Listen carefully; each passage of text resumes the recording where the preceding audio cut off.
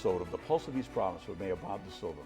You know, our administration prides itself in trying to be as available and as transparent with what's going on in the community and use all means of communication to bring the latest news to you, our residents and people in the community. We utilize this great program with PEG-RI. We also have a great website, eastprovinceri.gov.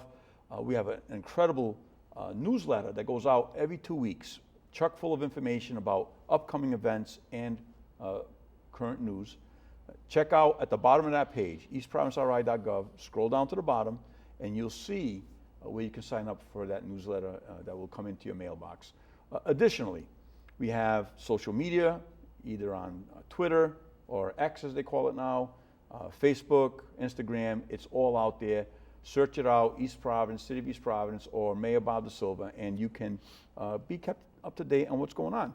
So we utilize this show to talk to people in the community who are making a difference, people in the community who are making East Providence a better place for all of us. And today, I'm honored to have really a partner in government who, since I was elected mayor 2 terms ago, he's been on the council. He currently serves as the council president. My good friend and colleague in government, Bob Rodericks, council president. Thank you for being here and welcome to the show.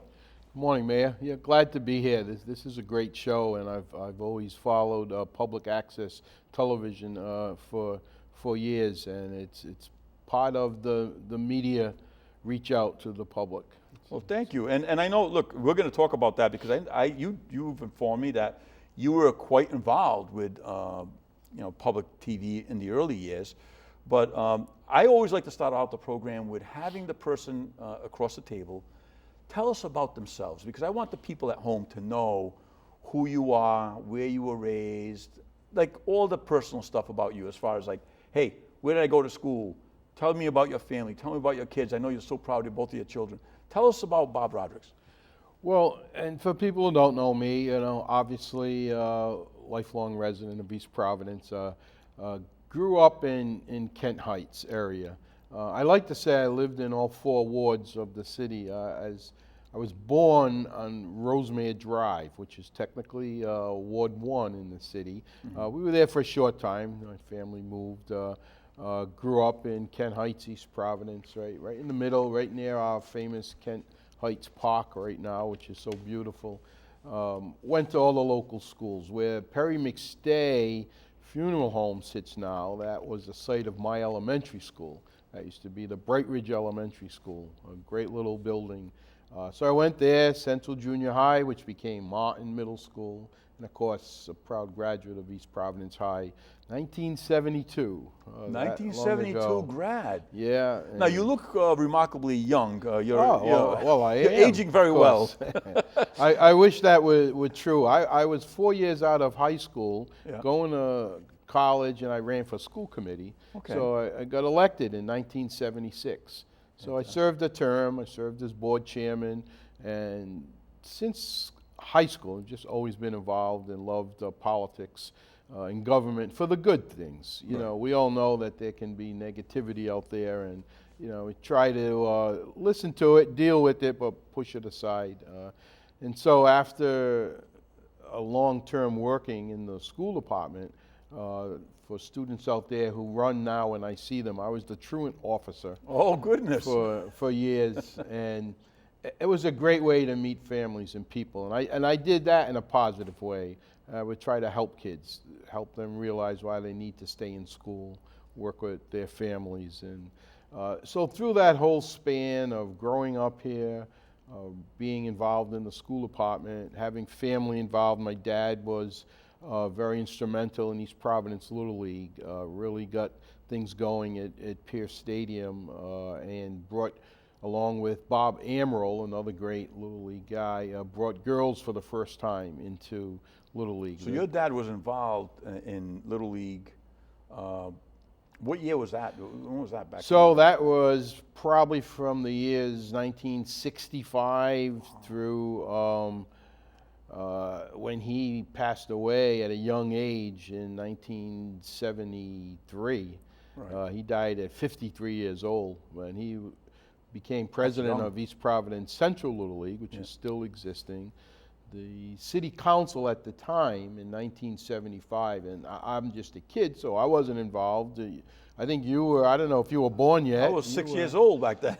So that city council named the ball field for my dad, which sits there Rodericks today, Field. Rodericks Field at Yes. Pierce, because there were no Little League fields in that area at the time, just a big stadium. Yeah. And he was pushing for kids, and it's a long but good story. So anyway. And just to be clear, I mean, we've invested in that field, thanks to your leadership. Yes. We put lights up, all right? Yep. Recently, we've done major improvements in the fencing, the backstop, and we continue as a city to invest in our youth sports activities so that people can have a good, enjoyable I experience. tell the kids today and the families, you don't know how good you have it. When I was playing Little League and coaching Little League, and my 2 younger brothers were involved, my dad was the president, lights were not even thought about at a ballpark. In fact, we would have to line up kids to grab pebbles off the field and clean them up. The city has come a long way. And today, part of that is they want more, which I get it. Right. You know, we're trying to put lights on the girls' field, as We're working on that. you know. Yeah. And the 3 Little Leagues in the city have done so well.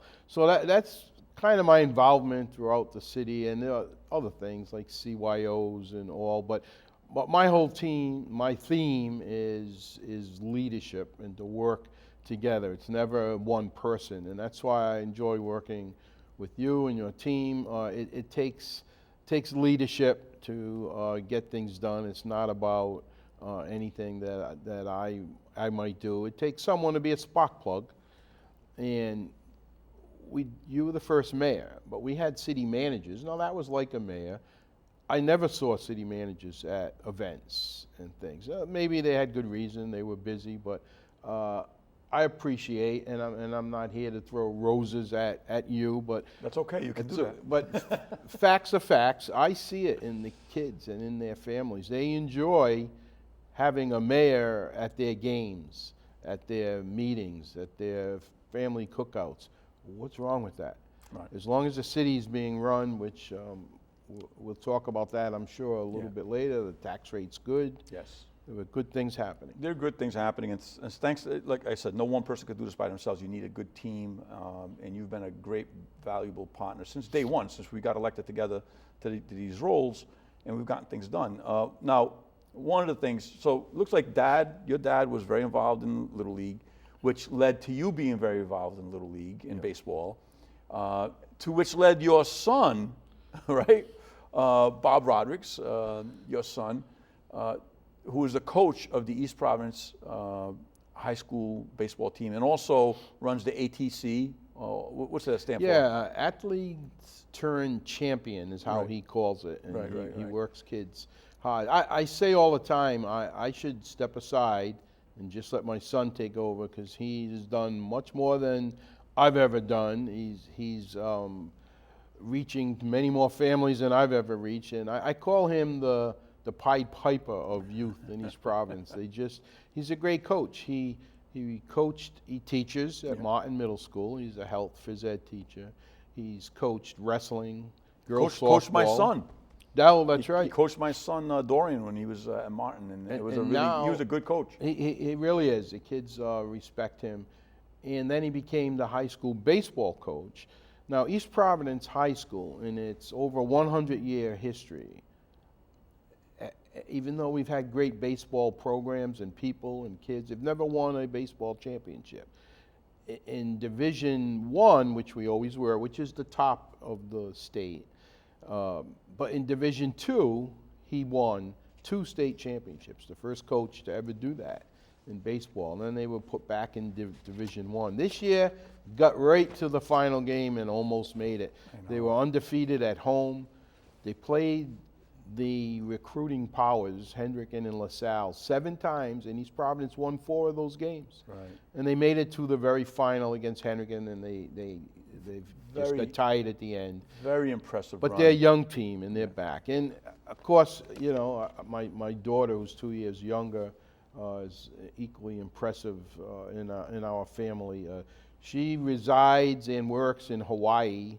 She has advanced degrees in public health. She's working for the University of Hawaii. in their public health program. She's home now in a little bit of a summer break. And she was an athlete in school, played softball, was a track person, and is the quiet spoken person in the family. She was in town the other day when we did Joe's Snack Shack. Yes, actually, Joe's that's Clam right. Shack at Carousel. She was Yeah. with you. Yeah. And it was nice to see her. She loves the Crescent Park area, grew up, both of them grew up minutes away from there. So, you know, it's all about family and doing things, and that's the townie in us. Doing what's right for our community overall. Now, I'll tell you, speaking of baseball, you were instrumental in preserving some baseball history, which is something I'm very proud of. Yep. Tell us about that. And that's the leadership that I talk about when we were losing McCoy Stadium. Now, that's a staple in Rhode Island, especially for baseball people, but for anybody, they just enjoyed going there. So I reached out to officials at McCoy and surprisingly heard back from them. I had offered, because the County Athletic Fund had some monies, they fundraised. And I said, we have some money, we could buy some of those McCoy seats, baseball stadium seats, before you knock it down. And I didn't know what I'd hear. And I got a response back that said, we are going to donate seats to you. You just got to come get them, and you guys do what you want with them. So that's when I turned to you and said, look, Mayor, I can get seats, but can we go get them? Can we install them? We talked to the athletic director, Alex Butler at the high school, the principal, Bill Black. So it was a team, and that's where the leadership comes in. I sent out a letter. We got a positive response back. And then you, at pretty much no cost, had our great city workers go and get the seats. We got over 100 of them. Yeah. They brought them here. They installed them. Yeah. And one problem with the baseball field, didn't have a lot of prime seating. So people were bringing chairs. I'm talking about at the high school now. And so this fit in nicely. And the people love it. It's kind of a race to the games now to see who can get there first. And it's history. We have McCoy Stadium seats, which people in Rhode Island love. Yeah. The longest played baseball game in the history in the country was at McCoy, 33-inning game. That's right. So we have a little plaque there, and with your help, with the school department's help, and with the city of Pawtucket, who technically owned the seats after McCoy left, which is too bad. They shouldn't have left. But so that was fun. That was a fun project, and kudos to you. Kudos to the people at McCoy who donated us the seats, and also kudos to an incredible DPW team, because like you said, you came up with a great idea. We were able to execute with their help and their abilities to do that. They poured the concrete slab, they installed the seats, we fabricated some special fabrics in-house. We fabricated some special brackets, is what I meant to say, in-house, which were able to stand up the seats. So everything worked out greatly, and it was thanks to a great idea you had, which when I go to the games now, you're right, those things are packed, right? Yeah. Everyone's sitting in the seats and they're enjoying it, and it makes it for a much more enjoyable viewing experience at the East Providence High School's baseball complex, which, by the way, our entire state, I talk to people from all over the state, envious of the incredible school that we built here. Once again, built under, during our first term, during the pandemic. That school was built at the time for $189 million is what we went out to bond. Trying to build that school today would probably be $389 million. I mean, things have changed dramatically in a short period of time. And we got in at the right time, and I think, I hear from people all over the state talking about how they love what we have here in East Providence. They love the athletic fields that surround it. I know that Greg Amori was very big on that. And these other projects around the state, they can only do one piece of it. They can't do the big athletic compound. We got in at the right time, and there was a key to that high school being done. And it sounds cliche-ish, but facts are facts. That school was built on time, even a little bit earlier, and under budget, no matter what any skeptics might say, to the point where we had almost $3 million left over. Yeah.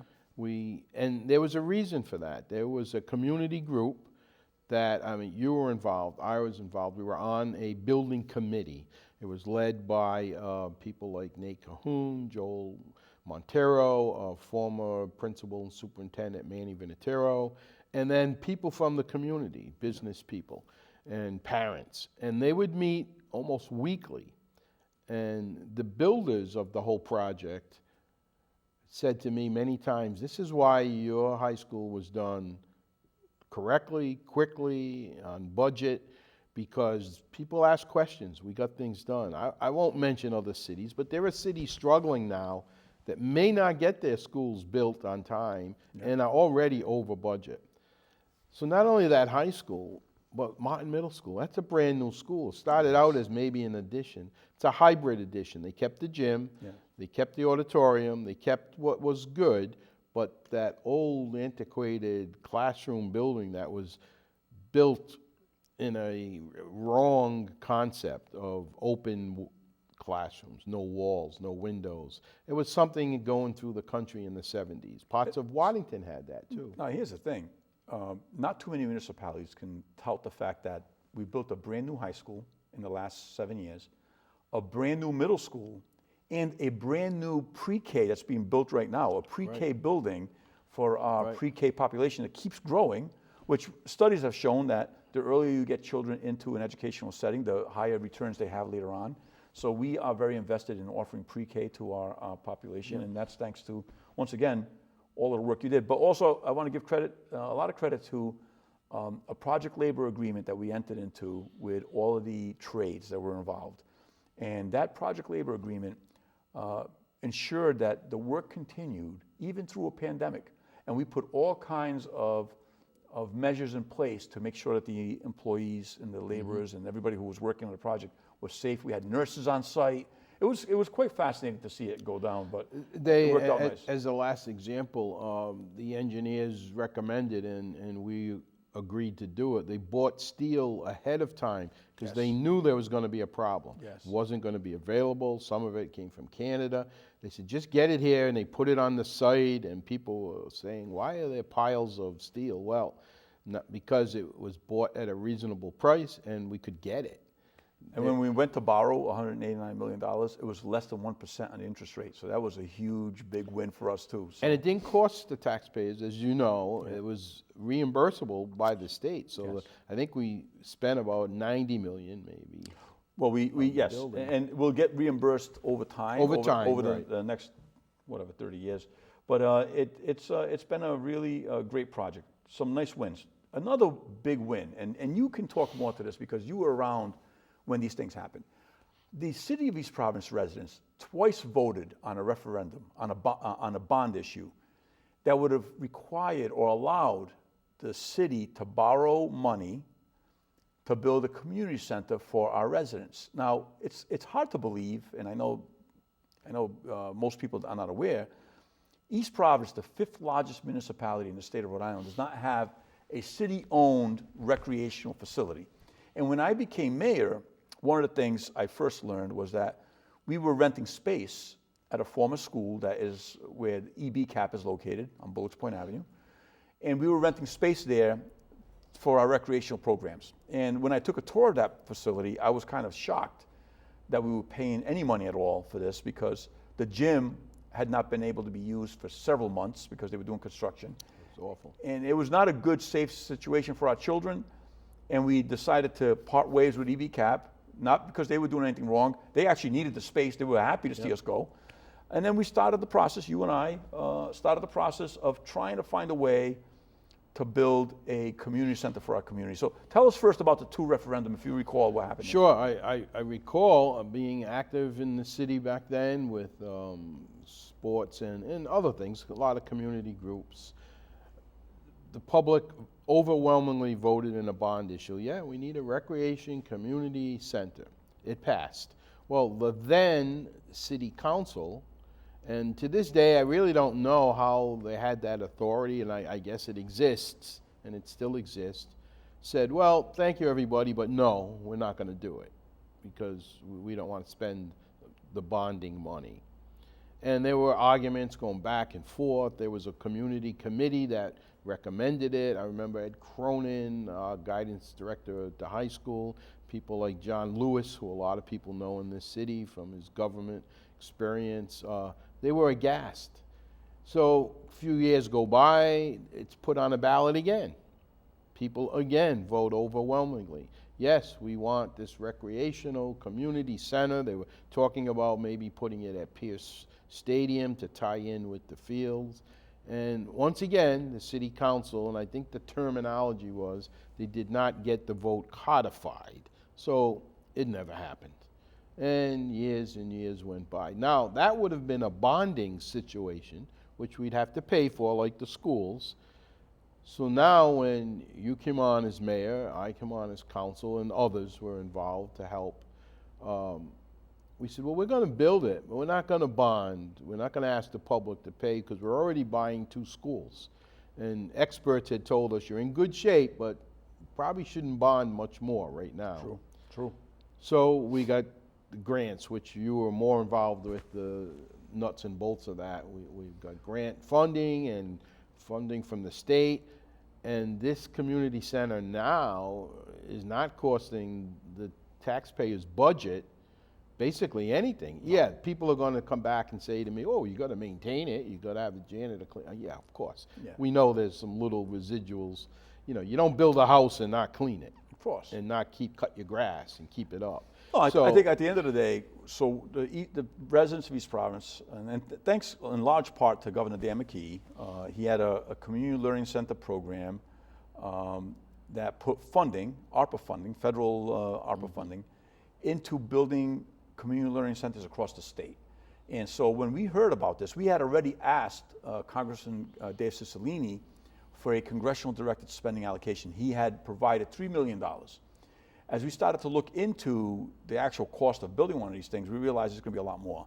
We applied for some funding from this community learning center fund, and what started out as $6 million started growing over time because other municipalities that had applied for the same pot of money, they couldn't get their act together to put a viable project on the table.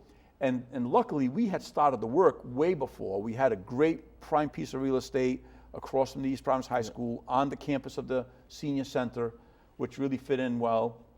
And we started moving the project. At the end of the day, we got approximately $10.4 million from the state, which is all tax dollars, but it comes from the federal government. We got $3 million from the feds on the congressional directed spending allocation. And then the council, with your leadership, authorized another $3 million in the city's ARPA funds.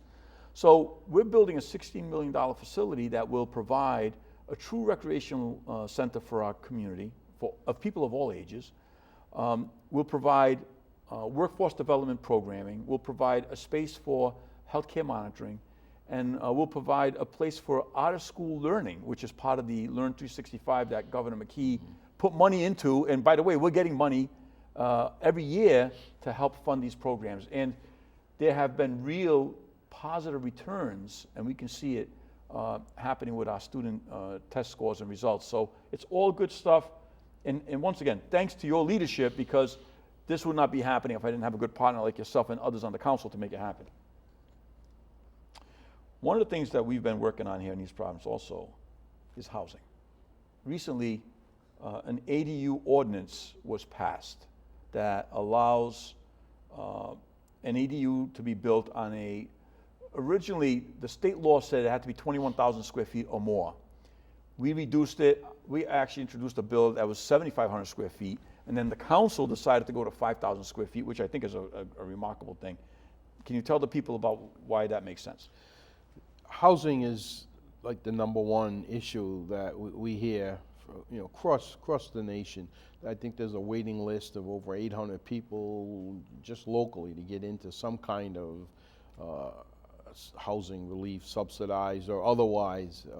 So with the ADUs, the accessory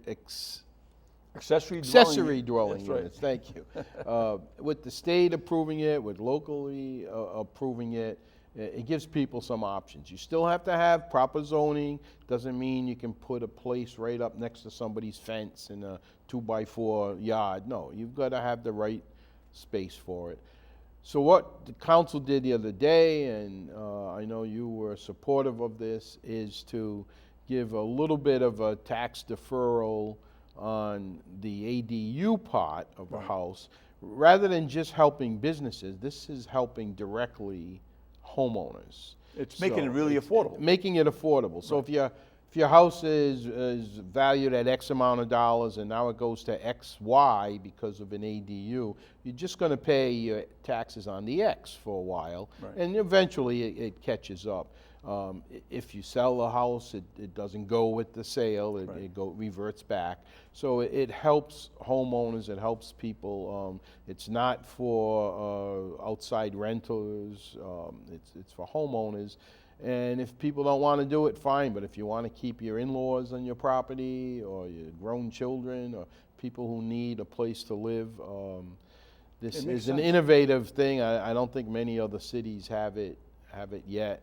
I think we're the first one to introduce something like this. So basically, what the council introduced the other day and it had first passage is that a tax stabilization on the ADU itself. So it doesn't increase your property taxes. It will eventually, and it's feathered in over 5 years.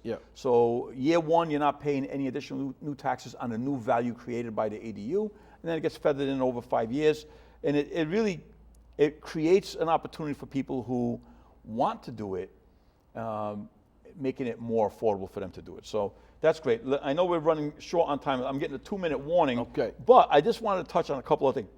Lots of work on our city parks. You've been part of that. Kent Heights Park, I know you grew up there. What does that look like now compared to what you had? It's the best park in the state of Rhode Island. My two little grandsons couldn't wait for it to open, and they go, and I asked the now 5-year-old, little Jackson, what do you think of this? He goes, I love it. And he was practically going there every day, and so was his 3-year-old brother. When I was there, it was just an open field, and for a discussion for another day, I know we're running out of time, but our parks right now and fields, I'm tired of some people complaining about, there's some weeds here and there. Yeah, that happens. We'll get to it. But from Crescent Park to Grassy Plain, which I was a counselor at, and that was a vast park that had nothing in it, and then it was ignored for maybe 30 years. That's now beautiful. Come all the way up the city, Sabin Point, of course, Kent Park, Glen Lyon in Rumford, Lyle Bourne, the Kim Rock Complex, and there are a dozen others. Drive around the state and find better open spaces, and I think you'll have a hard time. You've always been super supportive. I know that it's equally important to you that our community and our youth have a place where they can recreate safely and have a place where they can come together and gather as community. Well, look, I can't believe I had so many other questions to ask. I can't believe half an hour is already up. So we're going to wrap it up with asking you any last things you want to share. Well, I think that East Providence is in the forefront of a lot of things. What is a townie? We're a city with a town mentality. We all kind of know each other. It's just a great place to live, and it's improving. And for me, it's a leadership theme. We can't, as a community, agree on everything. Everyone's going to have an opinion. That's fine. Let's listen to everybody, and let's just do what's best for the city. Well, thank you, Council President Bob Rodericks. What an honor to have him here with me today. And this was, once again, an opportunity for us to share with the community what's happening on the Pulse of East Providence with Mayor Bob DaSilva. We hope you tune in next week when we put in a new guest. We'll have to figure out who that's going to be. If you're interested in being on our show and you've made a difference in our community, reach out to Mayor's office at eastprovinceri.gov. Stay well, stay safe. We'll see you out there.